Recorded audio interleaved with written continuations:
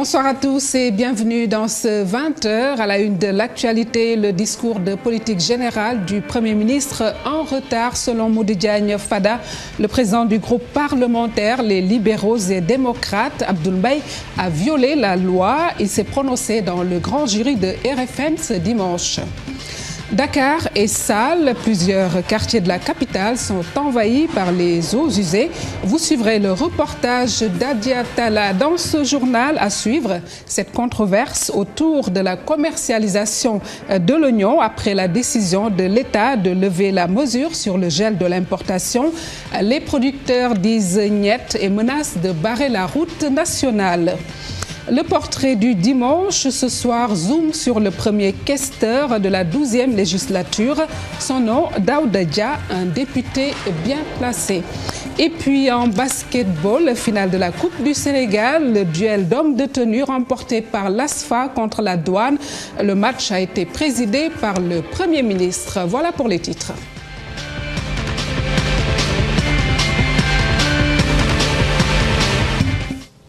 Mesdames, Messieurs, bonsoir et merci de recevoir TFM chez vous. Abdoul Mbaye viole la loi selon Modou Diagne Fada.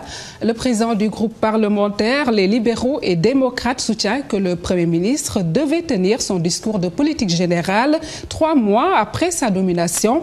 Le député libéral promet que son groupe va tout faire de telle sorte que le législatif respecte, l'exécutif plutôt respecte le législatif. Suivez les propos de Modou Diagne Fada.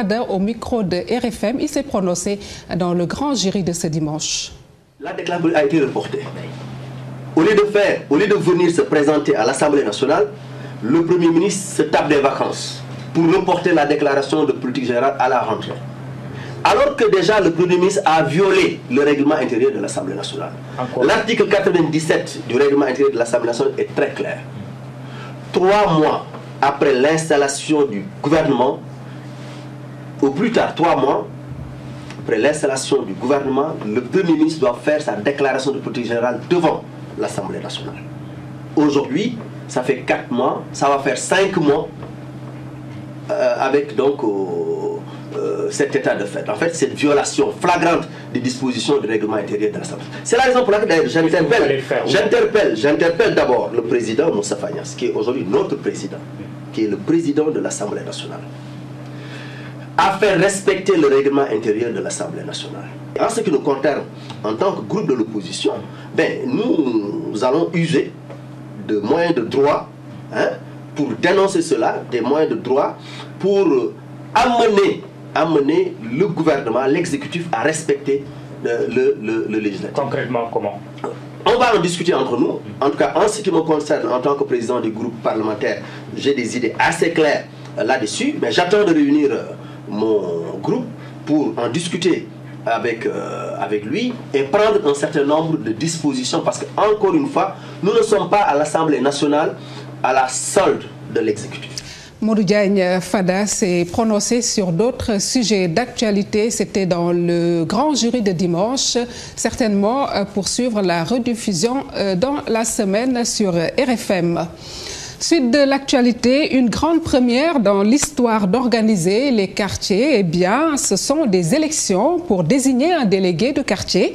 Dieuppeul 2 a vécu l'expérience ce dimanche. Les électeurs sont allés aux urnes.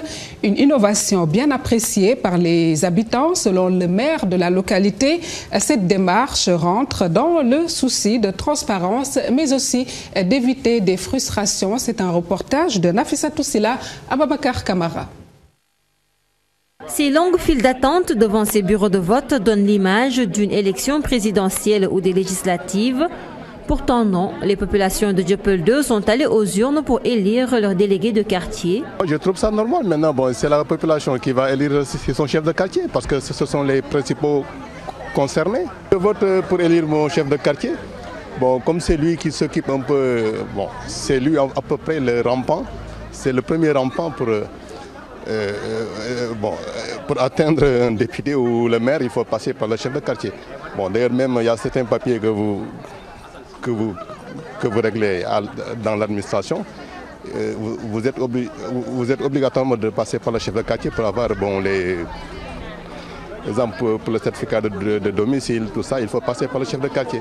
D'habitude, le choix de délégué du quartier relevait de la compétence des maires, mais à Dieuppeul, le maire justifie cette innovation par un souci de transparence. Le premier auxiliaire du maire, c'est le délégué de quartier qui est plus proche des populations. Nous avons pensé, au lieu de procéder à une nomination directe, disons, des individus, et éviter quand même, disons, éventuellement de créer des problèmes aux futurs délégués qui auraient été nommés, de procéder simplement à l'élection, c'est-à-dire demander aux populations de choisir elles-mêmes leur délégué de quartier. Et je pense quand même que c'est la procédure la plus démocratique, n'est-ce pas?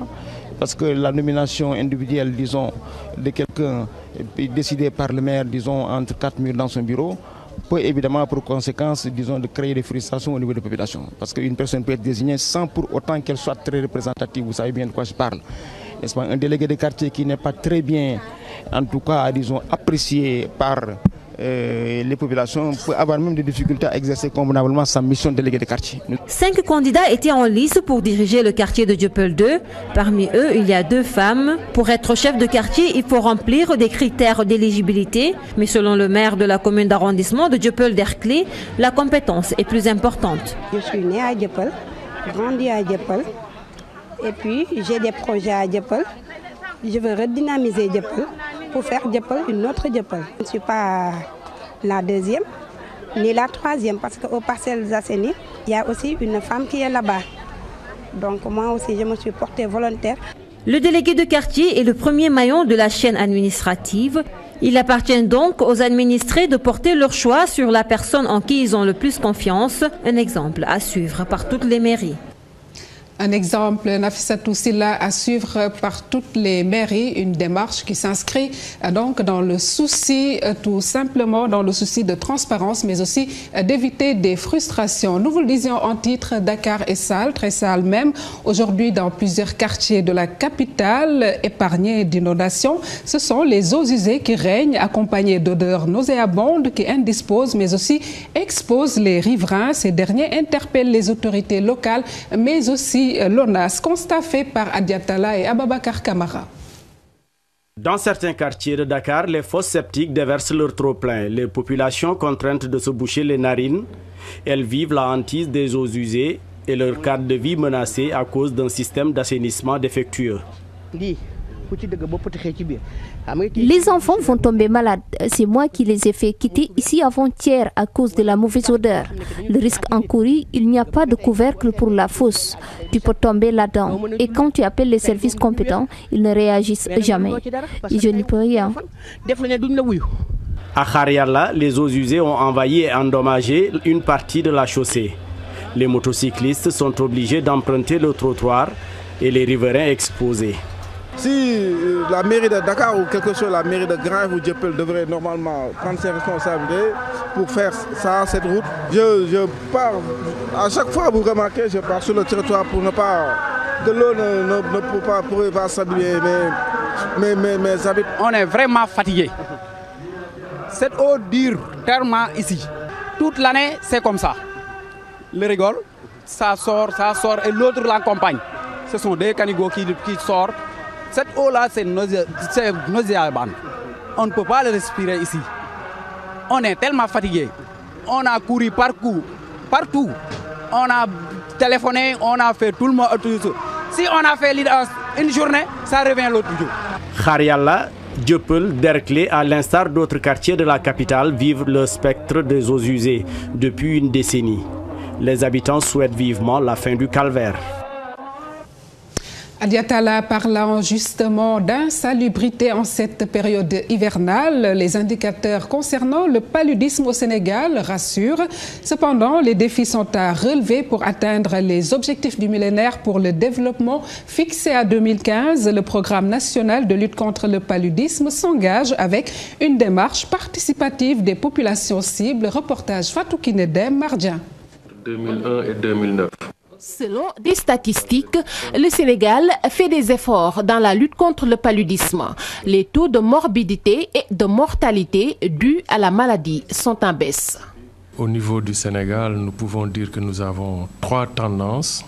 Le Sénégal peut être divisé en 3 parties. Au nord, nous avons une faible incidence à moins de 5 cas pour 1000. Au centre, nous avons une incidence qui tourne autour de 5 et 15 cas pour 1000, donc une tendance intermédiaire. Et au sud-sud-est, nous avons une forte prévalence à plus de 15 cas pour 1000.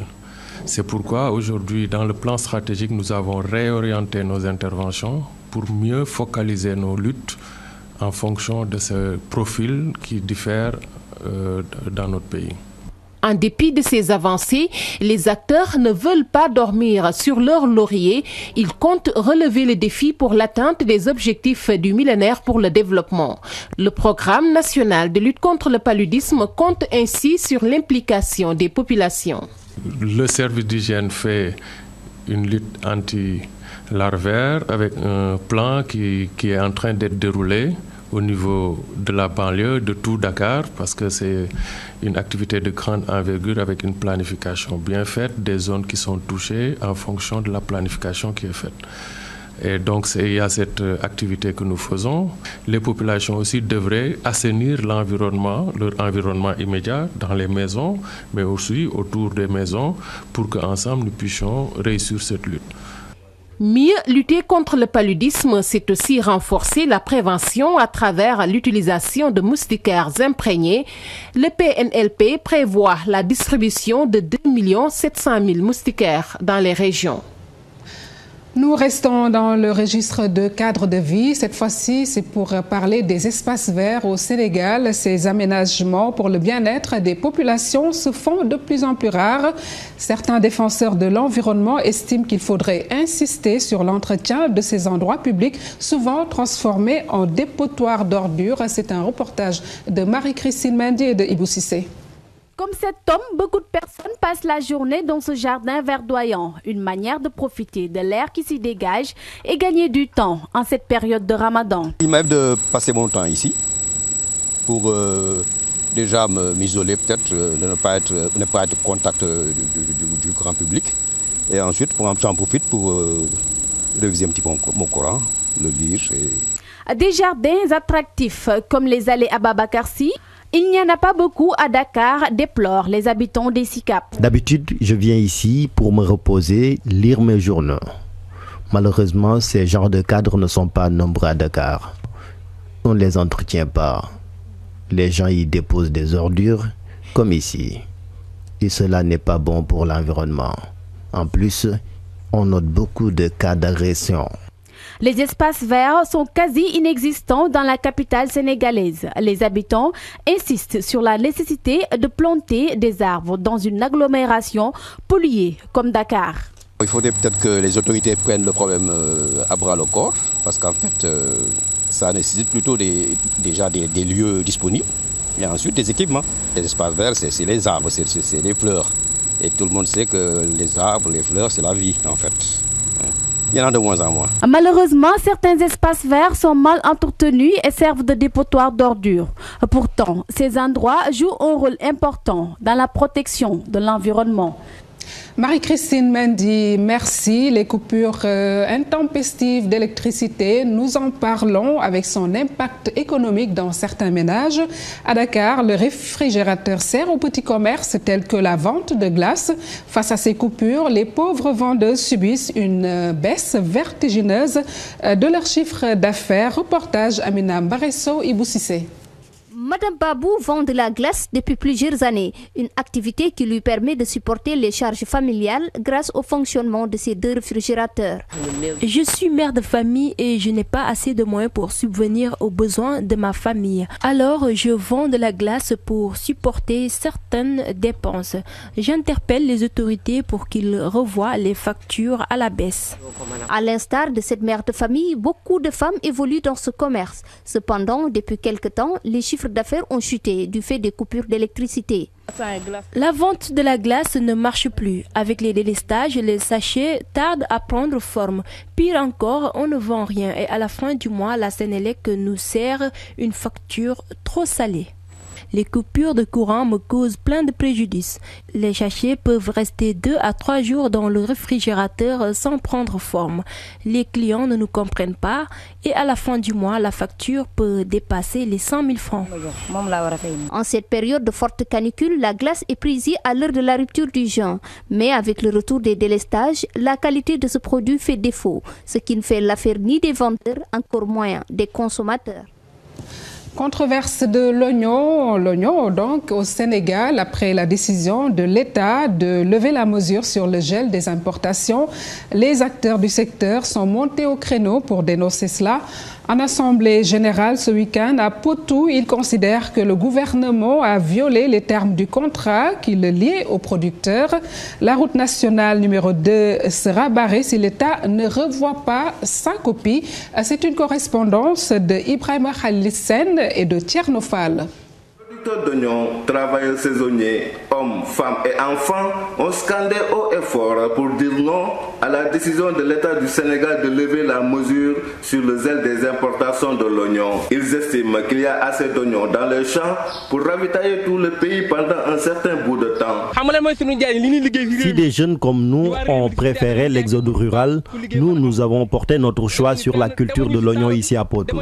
Donc nous lançons un appel aux autorités, surtout au président de la République, pour qu'il nous aide à préserver cette filière. Nous avons pris un risque de produire cette importante quantité d'oignons, donc le gouvernement avait même interdit l'importation du produit jusqu'à la fin du mois d'août.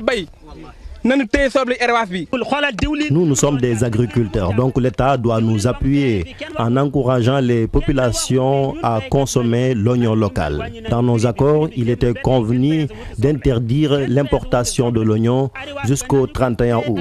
Macky Sall doit savoir que les agriculteurs ont contribué à son élection. Moussa Sow, producteur d'oignons, membre de l'interprofessionnel de l'oignon, reste persuadé qu'en appliquant cette mesure, l'État n'a fait que violer les termes du contrat qui les liait sur la commercialisation de l'oignon local. J'invite le gouvernement à respecter les termes du contrat qui nous liait. Sinon, cela pourrait engendrer des conséquences graves. Lors de sa dernière visite, le Premier ministre nous avait rassuré que nous pouvons vendre notre produit jusqu'à la fin du mois d'août et d'interdire l'importation de l'oignon. Pour amener l'État à revenir sur sa décision, les producteurs d'oignons de Potou et leurs familles ont décidé de barrer la route nationale numéro 2. Merci à Ibrahim Sen et Khalil Fall, nos correspondants à Potou. Sédhiou dans les eaux ce dimanche, près de 120 mm d'eau de pluie ont été enregistrés hier dans la région. Ces précipitations ont provoqué des inondations et beaucoup de dégâts matériels. Les populations déplorent l'absence de canalisation dans la commune. Bakary Conté, Tierno, Laurent Mendy.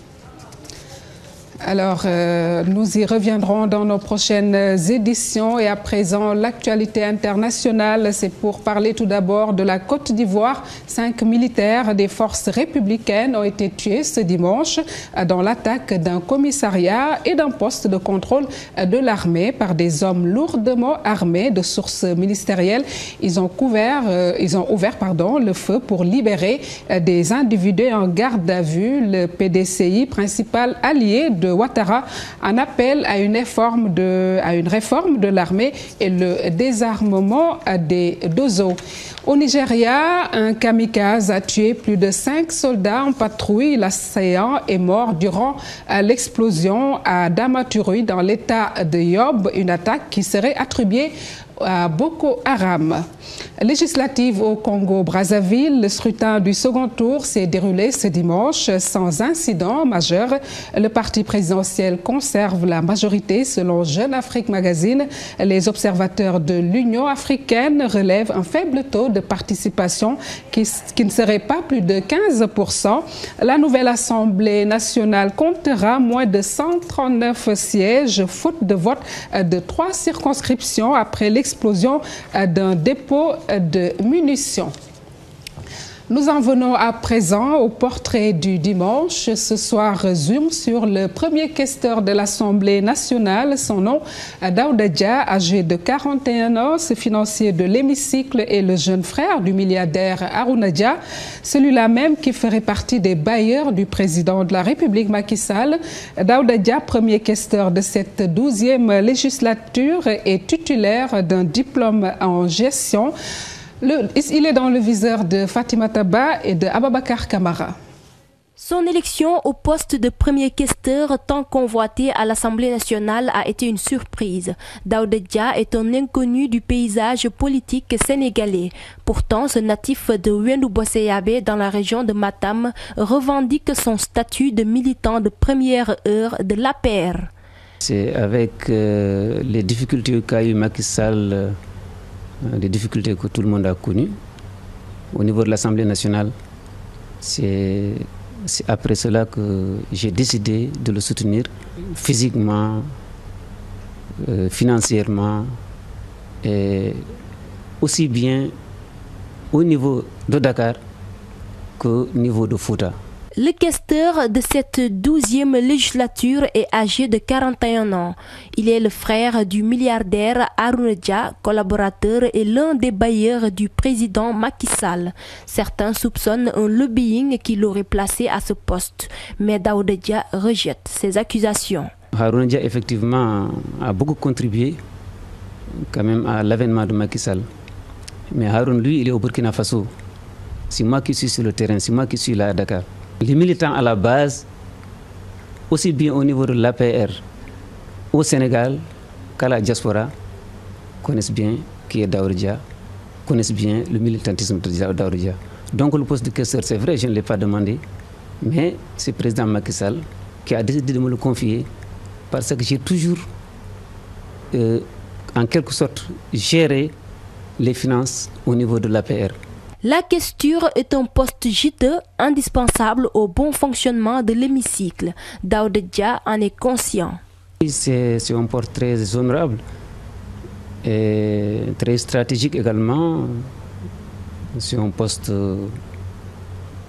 où tu peux retrouver plusieurs aspects. Aspects financiers, aspects administratifs et aspects politiques. Donc il va falloir gérer tout ça, essayer de bien situer les responsabilités. Le nouveau argentier de l'hémicycle occupe ainsi son premier poste de responsabilité. Un défi à relever pour Daouda Dia.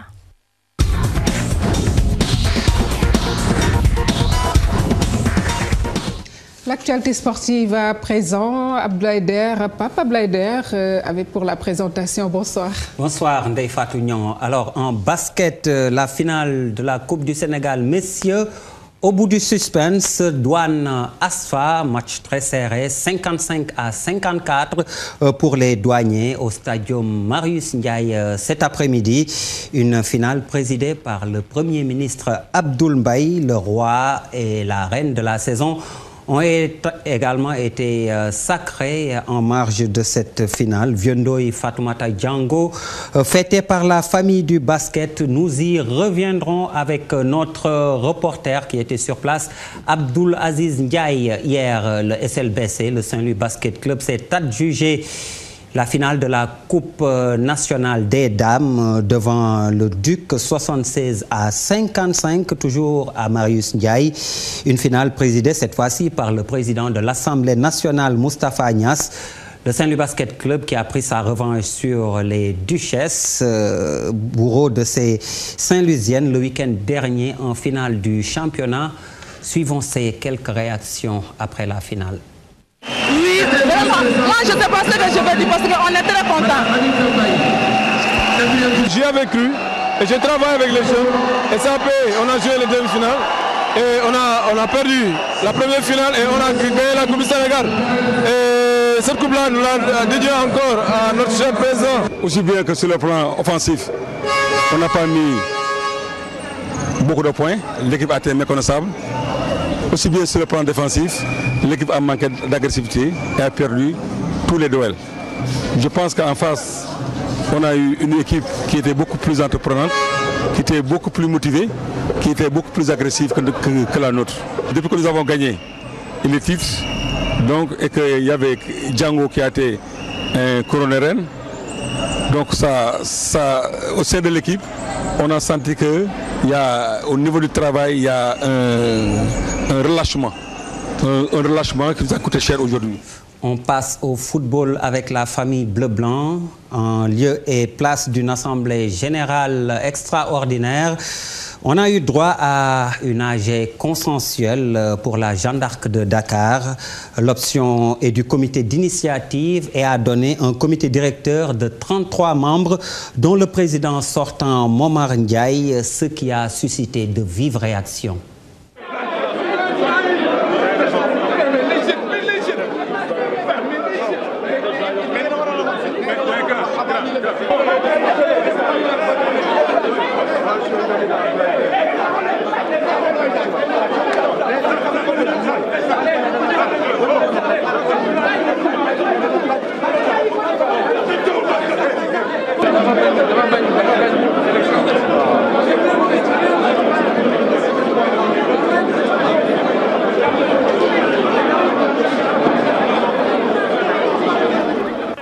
La présence du président sortant, donc Momar Ndiaye, contestée dans le comité directeur de 33 membres, mais le modérateur du jour est membre de ce comité directeur. Son Excellence Seydou Nourou Ba explique le pourquoi et surtout les objectifs de la Jeanne d'Arc de Dakar. Notre assemblée générale était une assemblée générale consensuelle et nous avons pu désigner un comité directeur de 33 membres également consensuel. Nous avons évité l'élection. Pourquoi? Parce que dans une élection, il y a toujours un vainqueur et un vaincu. Des sentiments de frustration, de revanche et de rancœur qui ne peuvent pas être des éléments sur lesquels on peut bâtir quelque chose de durable. Donc il y a un effort de dépassement de tout le monde. Le comité directeur a une mission. La mission de tracer un programme, de fixer des objectifs et de définir une feuille de route.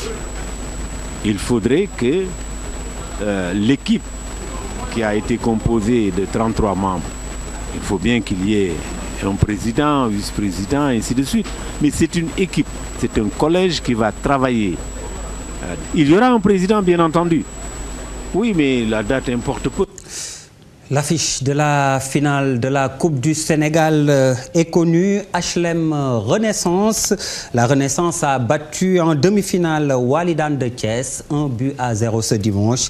Hier, qualification des HLM devant le port autonome de Dakar des Jeux Olympiques avec les sœurs Williams qui remportent le double Serena et Vénus. Double médaille d'or donc pour Serena, vainqueur du simple hier chez les messieurs. Le Britannique Andy Murray remporte l'or et prend sa revanche sur Roger Federer. Le Suisse, c'était là, Ndeye Fatou, l'essentiel pour les sports. Une page sportive très abondante, Pape Blaider. Merci à vous, mesdames et messieurs. Merci d'avoir suivi ce 20h réalisé par Chérif Dia et Vieux Jouf. Merci à nos fidèles téléspectateurs d'Indianapolis, mais également de Lyon et à travers donc partout dans le monde de suivre TFM. À demain, Inch'Allah.